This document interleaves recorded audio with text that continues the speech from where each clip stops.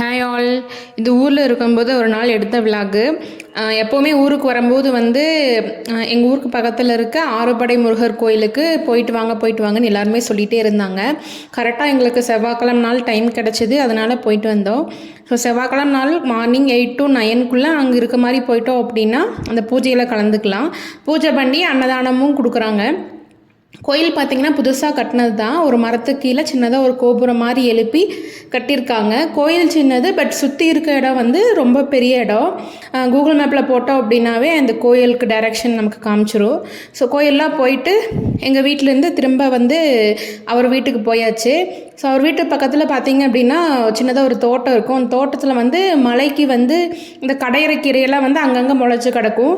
எப்போவுமே எங்கள் அத்தை வந்து இந்த மாதிரி மழை காலத்தில் அப்பப்போ போய் பறிச்சுட்டு வருவாங்களாம்மா. நாங்களும் வீட்டில் இருந்தங்காட்டி நாங்களும் சும்மா போய் ஹெல்ப் பண்ணுறேன்ட்டு போய் பறிச்சுட்டு வந்தோம்.